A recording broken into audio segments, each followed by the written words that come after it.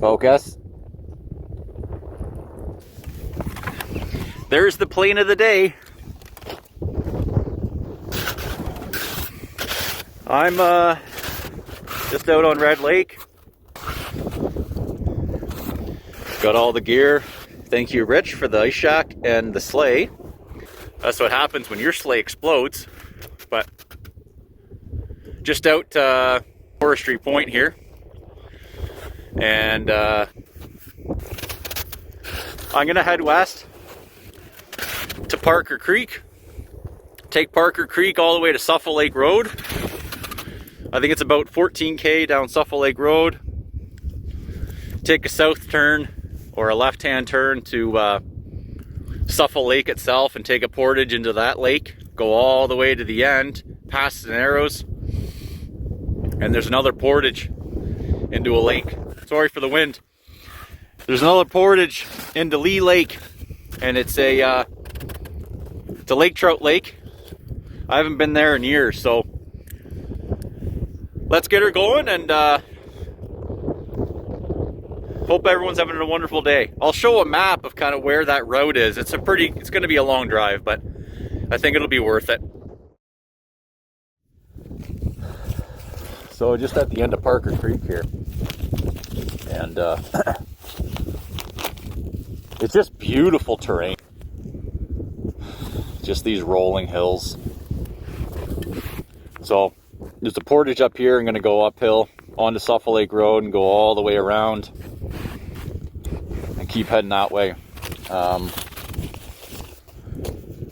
then yeah, it's the 14K marker, I think, into Suffolk Lake. So another beautiful day. I don't know if you can hear me. Another beautiful day. A bunch of wolf tracks and moose tracks. Every time I come through here, there's always moose.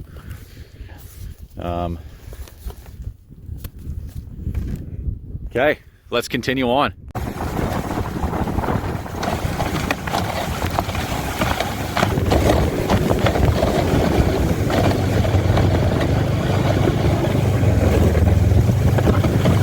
Oh, well, would you look at that? Look what I found.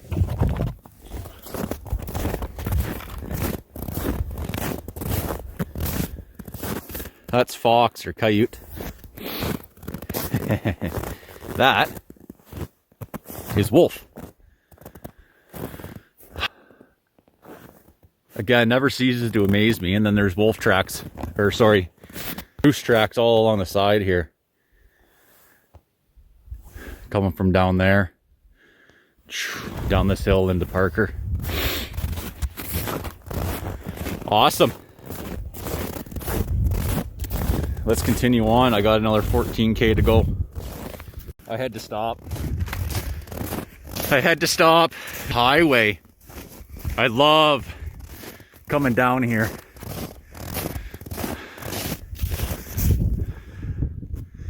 Look at that. That, it doesn't do justice, but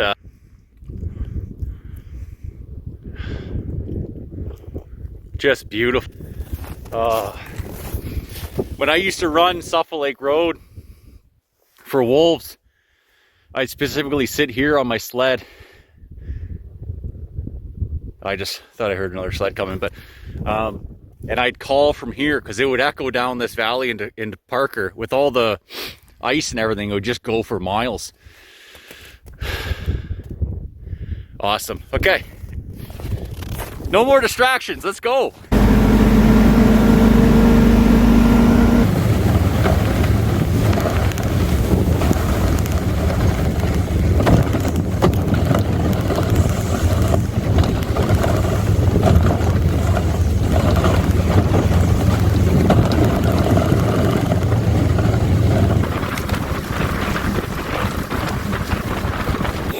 She's a pretty tight trail, so I just wanted to set you back here and show you what we're working with here.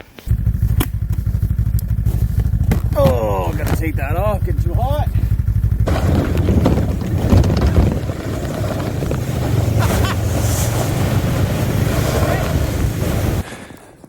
Wanted to stop and just, I don't know if you heard me, I looked back and said, oh, that was sketchy.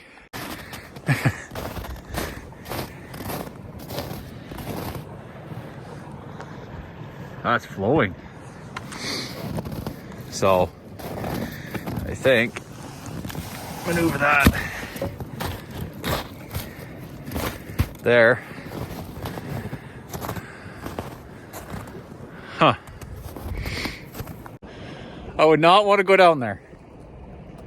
But I think there's enough logs you wouldn't go all the way through. But anyways, continue on.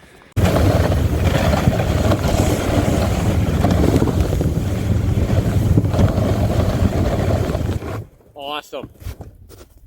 It's been a minute since I've been here. I can't remember the last time I was here.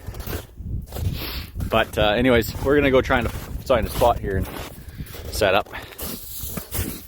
Okay, I got the holes dialed. Now, get the live scope plugged in. I feel like I'll probably have to move around a bit, but we'll see. 60 feet, but it goes right down to, I think this is the spot I fished last time I was here with my buddy Brick. Let's get another hole drilled here.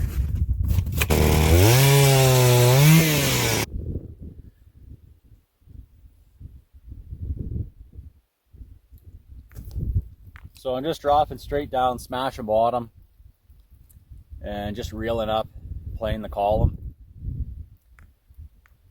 54 feet of water, but we go down into about 70 or 80.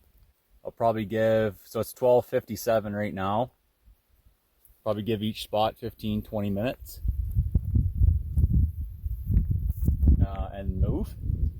And I'm just gonna hole hop. Typically you'll look for holes that have some blood around it.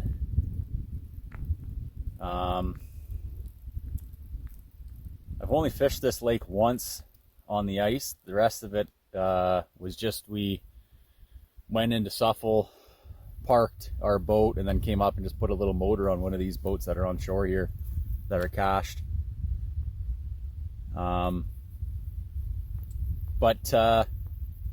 Yeah, I can't even recall where I fished the last time.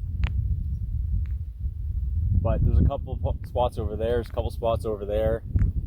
But anyways, send it down, go all the way up to the bottom of the ice, because a lot of the times, especially early, or not early ice, but late ice, you know, into March and April, some of those lake trout will just cruise the bottom of the ice as if the bottom of the ice is the bottom of the lake.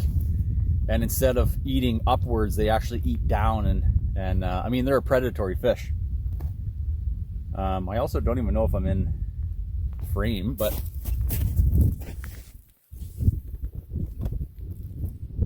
I think so. Who knows? But anyways, they'll cruise at the bottom of the ice, so that's why you want to bring it almost like all the way up your ice hole. And I've had trout actually come up through my ice hole and not necessarily hit the bait, but they actually come up and nose first and then just kind of go back down, which is pretty interesting to see. But yeah, just gonna kind of play the column and see what happens.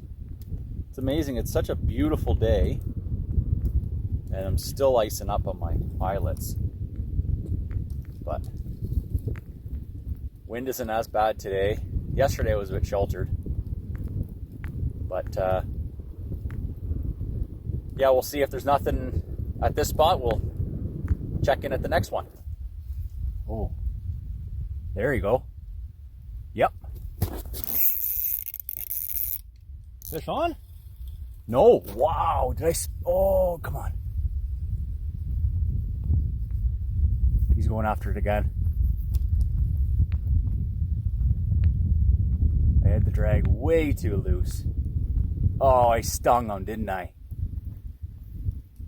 He came in from like 30 feet away. Well, he might be back. Yeah, let's check the drag. Yeah, that's good. Oh man, the ice is slowly starting to lift. You can hear it crackling. And he came in from the shallows too. He came in from the shoreline there. And this water is super clear. Let's just check my bait. So there's the, that's what I'm using. Just a tube jig. That's such a dirty tube jig. And then it's got a little stinger hook on the bottom there. So on Red Lake itself, you wouldn't be able to use that stinger. But since I'm on a back lake that's not connected to Red Lake itself, you can use whatever you want. I mean, within certain regulations, of course. But you can use a barbed hook out here. On Red Lake, you can't, because lake trout are a protected species. But you can still fish for them, you just catch and release. So out here, I can use bait, I can use artificial, whatever. It doesn't matter. Sorry for that wind.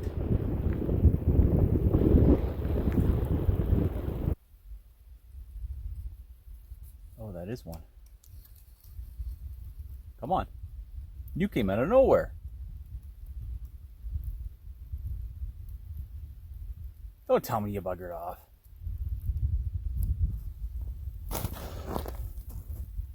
I was just kind of jigging big strokes on in around 40 feet of water. And he just came out of nowhere. But that doesn't really help me. Seeing a fish and catching it is two very different things. But at least, like, that's the third fish that I've marked that's been active, so that's good.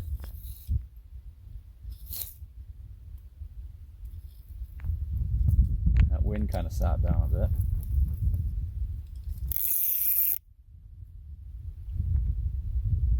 Well, I said I was going to give the spot 15 minutes. I think it's been like 20, 25. But I'm seeing fish, so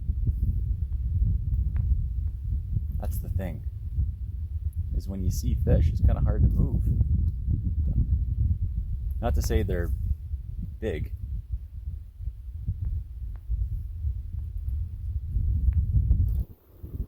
Is that a fish? That's a fish. A bunch of bait. Come on. Please be a lake trout in there. Usually when you mark a big ball of bait, there's a laker in there. Oh. Yep, there is. He's not chasing though. That was a huge ball of bait. Wow. Yeah, the ball of bait was probably, I don't know, 20 feet long by like 5 foot width on the screen. All right.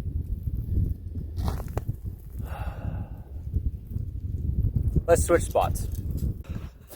All right, well, second spot. Let's see what we're working with here. Oh, this looks fun. 61 feet of water. I have to drill another hole. Oh, nice. Got a bunch of bait just out from us here too. 72 feet of water now.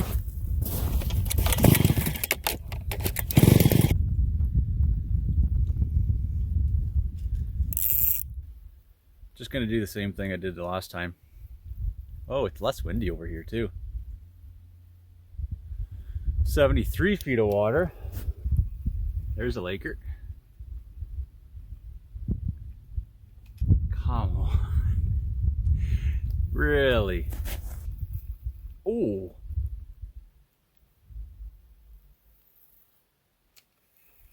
Oh, there we go.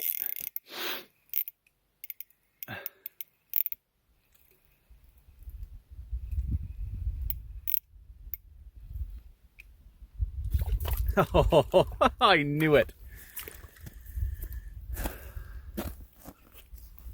Look at that beautiful little laker. Oh, thank you. That's awesome. They are such beautiful fish. Yeah, he took a minute to hit that. I don't know. That looks pretty tempting. The Danielson, glow in the dark. I think I'm going to try it. There's a fish down there, but I'll try and catch him first.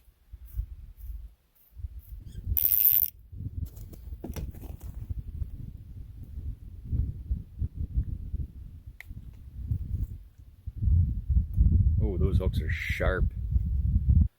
Clown color, glow in the dark. See what happens with this. Switched up to a rattle bait. Bring in some more fish. It's amazing you can hear that rattle all the way from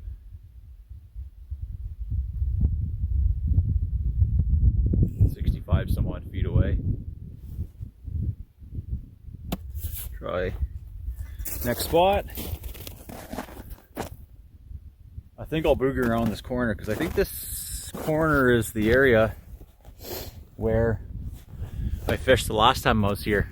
So let's check that out. Third spot, but I'm in kind of like a little bit of a basin between that shore and that shore. I mean, you could walk that, it's not that far, but there's not too much structure. So I'm just gonna jig here for a little bit, and then I think I might go back to that first spot because I was marking lots of fish there in like a couple minutes, 10-20 minutes. It was 3 or 4 fish. It just didn't want to really commit to the bait, so I might just go try there again, but we'll see what this brings. Yeah, I'm moving. I'm not gonna screw around here. There's no structure. I'm gonna go back to that first spot and give her a try there. Okay, we're back in business. Just that little laker so far. Yeah, it's getting a little bit overcast here now, but it's only 3 o'clock, so.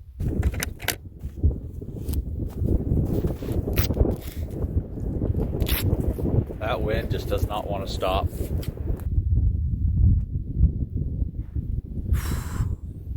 Holy.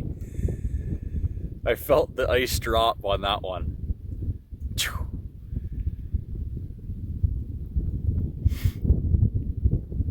And I think, as you saw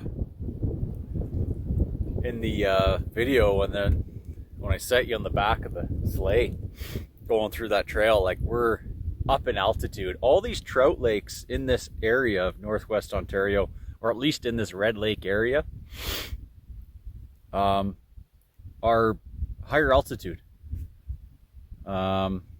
Actually, sorry, I'm wrong. Leonard Lake is a higher altitude. Lee Lake is a higher altitude. Laird, which supposedly has brook trout, but I can't say I've ever pulled any from it. That's actually lower in altitude. And then Leech Lake is actually lower in altitude. So 2 higher altitude lake trout lakes and 2 lower. And then you have Medicine Stone Resort, or Lower Medicine Stone Lake and Upper Medicine Stone Lake. And supposedly the naming convention of those lakes, because it doesn't make sense. You look it on the map, and the Lower Medicine Stone Lake is actually the upper, and the upper is actually the lower. But based on when the indigenous tribes came through, they hit Lower Medicine Stone first and then Upper. So it was actually reversed. So the one that's most south of us now is Upper, and then the one north of that is actually Lower. So that's supposedly where that came from, but I that's just one of those kind of old tales you hear. But it's still a neat little story. And even like Red Lake itself, you can go to the museum in town and find out how Red Lake was actually named Red Lake.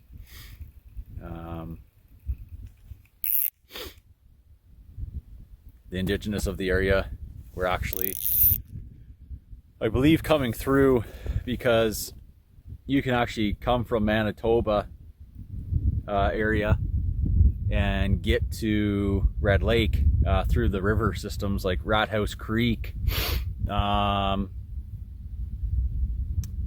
There's another creek and river, I can't recall it now, the Blood Vein River, which actually goes into Little Vermilion Bay. It goes for miles and miles, but it comes into Little Vermilion Bay, and then Little Vermilion Bay flows into Chikuni River, which flows into Red Lake, which flows again into Chikuni River down to the English River down near Falls. So yeah, it's all one big water system that's connected by creeks and rivers. I mean, a lot like any other waterway, right? But kind of neat. Well, I got the shack set up just because it's a bit windy out there, and I don't know. I just don't want to deal with the wind, and I want to fish for another at least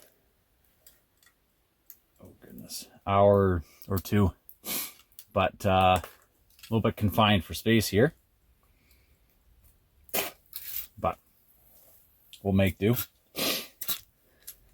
Everything's icing up. It's not even that cold out, but at least I'll get a chance to warm up a bit here.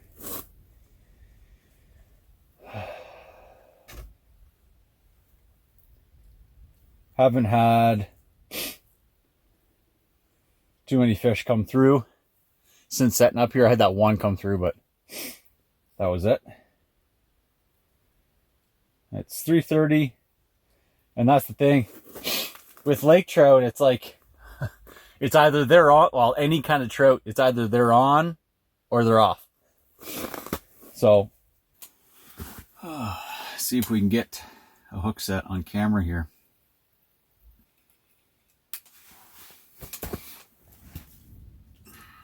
Oh, fish on. Oh, fish off. Really? That was right on bottom too. Oh. That hurts. There's another fish off to the right. 20 some odd feet away.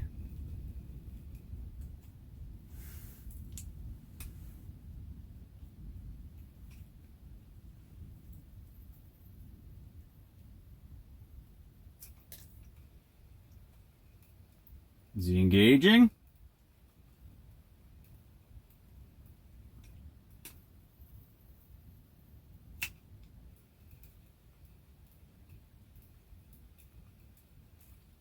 Not quite. Not much has been going on for the last probably 30, 40 minutes, but bunch of bait moving through. So see if that has any Lakers in the middle of it. But getting windy out there, and I'm gonna start packing up here soon. It's quite the ride back, so get back before dark. But yeah, if I get in anything, I will turn this back on. Oh, that's bright. Oh. Oof, bright and windy. Wow. Well, I guess that's that storm front coming in. I'm gonna start packing up. I'm very surprised I haven't smacked a couple trout with this pressure system coming in. Usually they just go friggin' wild and start feeding like crazy, but start packing up. It's a bit of a ride back, so I want to get back before dark. And yeah, one little trout today, but that's okay. That's what I call it, fishing, not catching. And had lots of fun. I haven't been out here for a while, so it was great to come back. Beautiful ride in. So anyways, everyone stay well. God bless. Love y'all. So I just left and I'm coming through another trail, and It's kind of, this is so funny. Let me just show you what I'm working with here.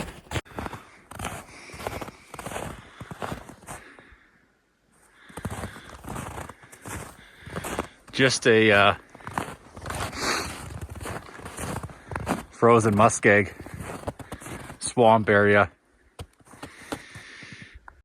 But as I'm coming through here, you know, there's a beaver dam or beaver house. It's all dammed up. It's all slopes around us. Like over here is just all sloped. And then we have an opening over here. It's all flat out to the lake. And I was thinking as I came through here, this would be a great spot to bait wolves. And as I come through, I came through and started to see trails. And I'm like, okay, that's cool. That's lots of rabbit. And then wolf. Lots of wolf. There's a bed up there. Wow. More tracks. Look at that. Cool. So yeah, like you start to, when you hunt wolves enough, you start to realize the good spots and where, and then of course you're like, oh, this would be a good spot to bait wolves, and then boom, track. So anyways, I gotta stop getting distracted and head home. See y'all.